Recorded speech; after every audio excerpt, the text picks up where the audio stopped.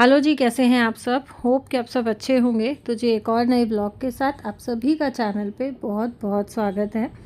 दिन है सोमवार का, तारीख है 17 नवंबर और टाइम हुआ है सुबह के लगभग 6:30 पौने 7 बजे के आसपास का। अभी जस्ट जो है सब्ज़ी वगैरह लेके आई थी, तो मैं 3-4 गोभी ले आई क्योंकि गोभी मुझे ना काफ़ी फ्रेश लग रही थी। तो मुझे लगा कि चलो ठीक है, पराठे वराठे बना लेंगे, ले लेते हैं। और अभी फ़िलहाल जो है पूजा वगैरह मेरी सारी हो गई थी, तो ऐसा सच मुझे कोई काम था नहीं। तो बस ये हुआ कि इसको मैं छाँट छूट के और काट पीट के डब्बे में या कंटेनर में जो है इसको स्टोर करके रख दूँगी। क्योंकि सर्दियों में जितनी भी सब्ज़ियाँ आती हैं ना, सारी सब्ज़ियाँ बहुत टाइम कंज्यूमिंग होती हैं। तो उनको अगर आप साथ साथ साफ़ करके और जो अपने फ्रिज कंटेनर्स होते हैं वेजिटेबल्स के लिए, उनमें अगर रख देते हैं ना, तो बहुत इजी हो जाता है जब आप खाना बना रहे हो उस टाइम पे टाइम सेव करना। क्योंकि अगर उसी टाइम पे हम काटने पीटने या जैसे हरा साग आता है उसको छाँटने वगैरह लगते हैं, तो बहुत लंबा टाइम लगता है। और पहले से अगर आपने छाँट के काट पीट के रखा हुआ है ना, तो खाना बनाते टाइम काफ़ी सारा जो है हमारा टाइम बच जाता है। और ये वाला टाइम मेरा ऐसा होता है कि इस टाइम पे जैसे सपोज़ लक्की की छुट्टी है या हस्बैंड जो है लेट ऑफिस जाएंगे या हस्बैंड नहीं है, आउट ऑफ स्टेशन गए हैं, तो सुबह मेरी आदत है जल्दी उठने की।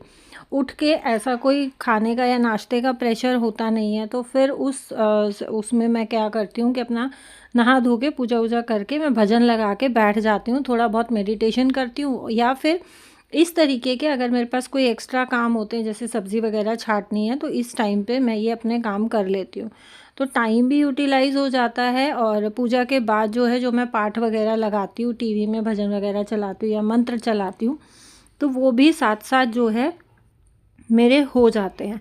सो काम भी बहुत ईज़ी हो जाता है, टाइम भी बच जाता है। और जब अगर एक्स्ट्रा 1-2 काम अपने पास आ जाता है ना, तो उस टाइम पे बहुत ज़्यादा इरिटेशन भी नहीं होती है। अच्छा, कई बार हम लोग क्या करते हैं, जैसे सपोज़ कि कोई भी एक व्यूअर है, वो वीडियोज़ वगैरह देखता है, बहुत सारी वीडियोज़ अलग-अलग देखता है। सबका काम करने का तरीका अलग होता है, सबका रूटीन अलग होता है, सबके घर का जो है माहौल अलग होता है और हर लेडी जो है अपने घर के माहौल के हिसाब से ही अपने जो है काम करती है। उस सिचुएशन में हम क्या करते हैं, हम एक दूसरे को कॉपी करना चालू कर देते हैं कि नहीं, हम भी ऐसे ही करेंगे। तो सम टाइम होता है कि आप उस चीज़ में सक्सेसफुल हो जाते हो, सम टाइम होता है कि वो चीज़ आप फॉलो नहीं कर पाते हो, तो उससे भी काफ़ी ज़्यादा ना अंदर अंदर बहुत सारी जो है ऐसे लोग होते हैं जिनको फ्रस्ट्रेशन पैदा होनी शुरू हो जाती है कि यार ये कर पा रहे हैं, हम क्यों नहीं कर पा रहे हैं। तो वहाँ पे देखो, मैं एक ही चीज़ जो है जो मैं सोचती हूँ कि किसी को देख के अगर आप जो है इन्फ्लुएंस हो रहे हो या किसी को देख के आप मोटिवेट हो रहे हो, बहुत अच्छी बात है। क्योंकि मोटिवेशन के लिए ही हम लोग जो है वीडियोस शेयर करते हैं, ब्लॉग शेयर करते हैं। कुछ कमेंट्स भी आते हैं, एक जैसे एक बहन का आया था कि आपने जो बनाना सैंडविच की रेसिपी शेयर की थी, वो मेरे फैमिली में सबको बहुत पसंद आई, मैंने ट्राई किया था। तो हमें बहुत अच्छा लगता है इस तरीके के जब कमेंट्स आते हैं, हम भी मोटिवेट होते हैं आपके इस तरीके के कमेंट्स को देख के। लेकिन जहाँ आपको मोटिवेशन मिल रहा है ना, वहाँ से आप 1-2 चीज़ें पिक करो, आप सारा मत पिक करो। क्योंकि पूरे तरीके से 100% कोई भी किसी को भी कॉपी नहीं कर सकता। एक और जैसे मैंने जब चैनल शुरू किया था या अभी भी मुझे कुछ कमेंट्स आते हैं कुछ यूट्यूबर्स के, कुछ क्रिएटर्स के, कि आपको देख के हमने शुरू किया था, आपसे हम मोटिवेट हुए और हमें बहुत अच्छा लगा, आपसे ही हमने बहुत कुछ सीखा है। मैं हेल्प भी करती हूँ बहुत सारे न्यू क्रिएटर्स की। मैं जैसे मुझे पर्सनली मैसेज आते हैं, डीएम आते हैं, तो जितना मुझे आता है मैं उनकी पर्सनली हेल्प करती हूँ कि कैसे एडिटिंग करना है, कैसे शूट करना है, कहाँ पे कैमरा जो है सेट करना है, कौन सा एंगल सेट करना है। तो बहुत अच्छा लगता है और दिल से खुशी होती है कि भाई हमसे कोई मोटिवेट होके और कोई जो है अपने टैलेंट को बाहर लेके आ रहा है। देखिए, वीडियो बनाना, व्लॉग्स बनाना, ये सब एक बहुत बड़ा टैलेंट है। क्योंकि जो बनाते हैं और जो व्लॉगिंग में हैं उनको पता है, और बहुत सारे व्यूअर्स भी ऐसे हैं जो भी इस चीज़ को फ़ील करते हैं कि इसमें क्रिटिसिज्म कितना ज़्यादा है, और सबसे ज़्यादा क्रिटिसिज्म आपकी फैमिली ही देती है आपको, वही सबसे ज़्यादा क्रिटिसाइज़ करते हैं, वही सबसे ज़्यादा चिढ़ाते हैं। इतने टाइम से आप जो है कर रहे हो, क्या मिला, कुछ नहीं मिला, और बहुत सारे ऐसे मजाक भी उड़ाए जाते हैं, मजाक भी बनाए जाते हैं। तो ये सब चीज़ें झेलते हुए जब आप अपने काम में कंटिन्यू करते हो ना, और अपने काम में आप फोकस रखते हो, वो सबसे बड़ा टैलेंट है। तो ये जो है एक बहुत टैलेंट का काम है कि हम लोग अपना डेली व्लॉग्स दिखा रहे हैं, डेली रूटीन्स दिखा रहे हैं। बहुत सारे व्लॉगर्स के साथ ऐसे होता है कि उनके हस्बैंड ही जो है उनको सपोर्ट नहीं करते हैं, वही उनको चिढ़ाना शुरू कर देते हैं, और ये सब चीज़ें झेलते हुए भी ये अपना जो है व्लॉगिंग को कंटिन्यू रखना, ये एक सबसे बड़ा टैलेंट है। तो अगर इस चीज़ से कोई इंस्पायर हो रहा है, कोई मोटिवेट हो रहा है ना, तो वो खुद हमारे लिए भी बहुत इंस्पायरिंग होता है, बहुत ज़्यादा मोटिवेशन वाली चीज़ होती है। तो जी यहाँ मैंने नाश्ते की तैयारी करी थी। नाश्ते में बनाना था मुझे चीला। सूजी मैंने दही में भिगो के रख दी है, और बाहर सोसाइटी में जो है कॉरिडोर में, मैंने पहले भी आपके साथ शेयर किया था, पुताई का, सफ़ेदी का और पेंटिंग का काम चल रहा है, मेंटेनेंस चल रहा है सोसाइटी का। और ये बहुत लंबा इन्होंने खींच दिया, दिवाली से भी काफ़ी पहले का ये काम शुरू हुआ पड़ा है। सो शू रैक्स वगैरह और जो बाहर का सामान है वो अंदर बाहर चलता रहता है। पता नहीं कब तक इनका फाइनल होगा और कब तक जो है ये काम कंप्लीट होगा, और सामान जो जहाँ का है वो वहाँ पे जाएगा।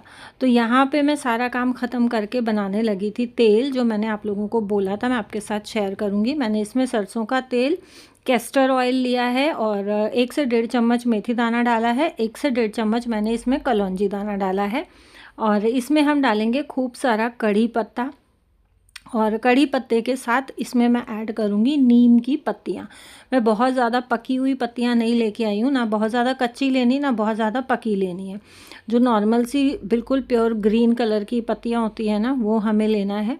और अगर आपके पास टाइम है तो आप दही में कड़ी पत्ता, नीम, मेथी दाना, कलौंजी दाना, ये सब चीज़ें आप पीस लें। पीस के उसका एक हेयर पैक बना के वो लगा के रखें कम से कम आधा पौना घंटा।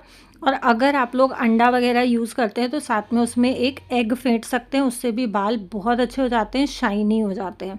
सो ये तेल जो है वो मैंने पकने के लिए साइड में दूसरी गैस पे, सिम गैस पे छोड़ दिया है।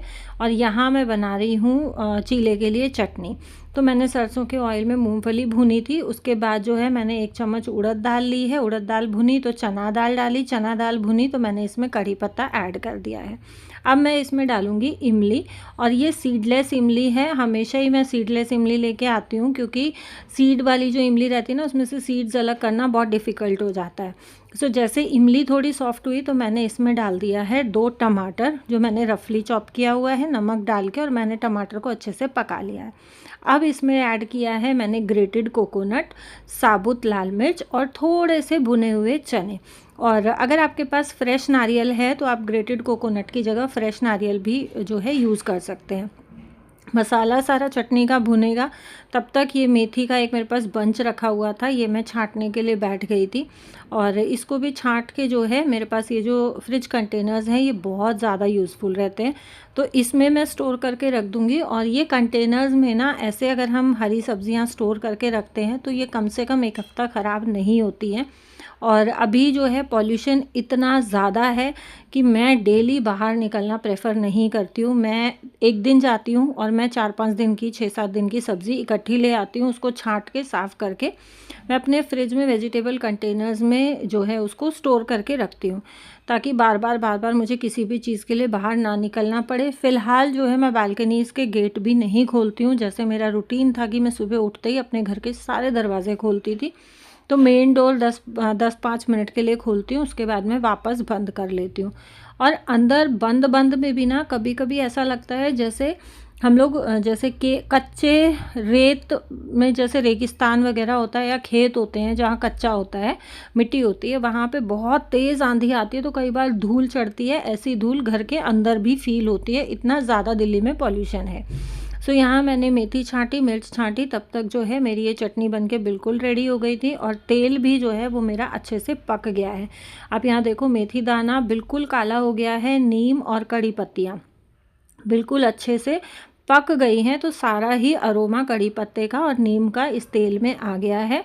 इसका तेल का जो कलर है वो भी मैं आपको दिखाती हूँ, हल्का सा जो है वो चेंज होता है। सरसों का ऑयल पक के थोड़ा लाइट कलर का होता है, कैस्टर ऑयल था तो गोल्डन सा कलर हो गया है। ठंडा होने के बाद इसको छान के हम कंटेनर में डाल लेंगे और ये हमारा बहुत ही हेल्दी जो है ऑयल रेडी हो गया है। इससे बाल मजबूत भी होंगे, झड़ेंगे भी नहीं, डैंड्रफ भी कंट्रोल में रहेगा। अगर आप लोग जैसे अंडा जो यूज़ करते हैं ना, तो सर में अंडा लगाएं हफ्ते में 2 बार कम से कम, बाल बहुत अच्छे से शाइन करेंगे। दही भी आपके बालों को शाइनिंग देता है, डैंड्रफ को कंट्रोल करता है और बहुत सारी रेमेडीज़ होती है जिसमें नींबू बताया जाता है। तो सिर में, बालों में कभी भी नींबू नहीं लगाना चाहिए, नींबू से आपके बाल सफ़ेद होते हैं। सो यहाँ पे जो है मेरा ये बैटर रेडी हो गया था, तो इसमें मैंने पानी डाल के इसको लिक्विड कर लिया था। थोड़ा बेसन डाला है, बीट रूट, गाजर, हरी मिर्ची और जो भी नमक वगैरह मैं बेसिक मसाले यूज़ करती हूँ वो डाल के मैंने बैटर रेडी कर लिया है। जो चटनी हमने भूनी थी वो डाली है, उसके बाद इसमें मैंने हरी मिर्ची डाली है, धनिया पत्ता डाला है। आपके पास पुदीना है, पुदीना भी डाल सकते हैं, थोड़ा सा इसमें कड़ी पत्ता भी ऐड कर सकते हैं, बहुत अच्छा टेस्ट आता है। और इसको पीस के जो है बिल्कुल फाइन पेस्ट बना लेंगे। अच्छा, मुझे एक कमेंट आया कि आप लाल मिर्च पाउडर नहीं खाते हो तो क्या ही टेस्ट आता होगा। तो जी देखिए, जो डब्बों में लाल मिर्च पाउडर आता है ना, वो हेल्दी ऑप्शन नहीं होता है। आपको नहीं पता होता कि लाल मिर्च के साथ आपने क्या पीसा है। मेरा मानना ये है कि अगर आपको लाल मिर्च का पाउडर ही चाहिए, आप साबुत लाल मिर्च लाओ और उसको घर में पीस लो थोड़ा सा सरसों का तेल डाल के, वो बहुत बेस्ट ऑप्शन होता है लाल मिर्च पाउडर के लिए। लेकिन अगर हम हरी मिर्च खाते हैं, वो बहुत हेल्दी और टेस्टी ऑप्शन है, तो हम लोग प्रेफर करते हैं हरी मिर्च खाना बजाय लाल मिर्च पाउडर के। तो चटनी मेरी जो है वो बन के रेडी हो गई है। आप चाहें तो इसके ऊपर कड़ी पत्ता, राई और हींग का तड़का लगा सकते हैं, बट मैंने तड़का नहीं लगाया है, हम लोग ऐसे ही खाएंगे। और ये इसमें थोड़ा सा अगर आपको मिठास चाहिए तो आप थोड़ी सी चीनी डाल सकते हो पकते टाइम, या गुड़ डाल सकते हो, क्योंकि साउथ इंडियन रेसिपीज़ में मोस्टली जो है वो गुड़ का यूज़ किया जाता है। हल्का सा मिठास होता है साउथ इंडियन डिशेस में। आप सांभर खाएंगे उसमें भी हल्का सा मिठास होता है, उनकी जो चटनियाँ होती हैं उसमें भी हल्का सा मिठास होता है, तो वहाँ गुड़ जाता है तो हल्का सा। सो अगर आपको मीठा चाहिए तो आप उसमें गुड़ ऐड कर सकते हैं। और यहाँ जो है मैंने बहुत हेल्दी सा अपना टेस्टी सा चीला बना के रेडी कर लिया है। अब अगर आपको फिलिंग वाला या स्टफिंग वाला चाहिए तो इसके ऊपर आप पनीर वगैरह डाल सकते हैं। और जितने बार आप चीला बनाएंगे, दूसरा चीला डालने से पहले आपको तवे को पानी डाल के ठंडा करना है, उसका टेम्परेचर बैलेंस करने के लिए। अगर आप गरम गरम तवे पे चीला फैलाएंगे तो चीला नहीं फैलेगा। थोड़ा सा पानी डाल के तवे के टेम्परेचर को कम कर लें, उसके बाद जो है चीला बहुत अच्छे से फैलता है और बहुत अच्छा चीला बनता है। ये चीले के लिए भी ये टिप जो है वो यूज़ होती है। एंड सेम अगर आप डोसा बनाते हैं तो डोसे के लिए भी ये टिप जो है यूज़ होती है, क्योंकि डोसे में भी यही रहता है कि अगर आप पानी डाल के उसका टेम्परेचर लो नहीं करेंगे तो पूरा बैटर आपका जो है वो या तो तवे में चिपक जाएगा या फिर वो आपका चमचे में चिपक जाएगा। तो अच्छे से डोसा बनाने के लिए भी आपको तवे में छींटा मार के पानी का, और उसके बाद आपको टेम्परेचर बैलेंस करना होता है। बाहर भी जब हम कभी खाने जाते हैं तो आपने देखा होगा कि जो डोसा बनाते हैं वो पहले तवे पे पानी का छींटा मारते हैं, तो वो टेम्परेचर बैलेंस करने के लिए या टेम्परेचर उसका कम करने के लिए जो है पानी का छींटा मार के बार बार तवे को ठंडा करते हैं। तो जी यहाँ जो है नाश्ता हमारा बन के हो गया है रेडी। और नाश्ता करने के बाद ये जो है दोपहर बाद का जो है थोड़ा सा मैंने शूट किया था। कपड़े वगैरह जो मैंने बाहर फैलाए थे वो सूख गए थे, तो वो उठा के हम लोग अंदर ले आए थे और स्टैंड को जो है फ़ोल्ड करके मैं बालकनी में रख दूँगी। स्टैंड हमारा डेली बेसिस पे यूज़ नहीं होता है। कभी ये होता है कि शाम के टाइम कपड़े रह गए हैं कुछ गीले, तो स्टैंड पे हम अंदर करके डाल देते हैं।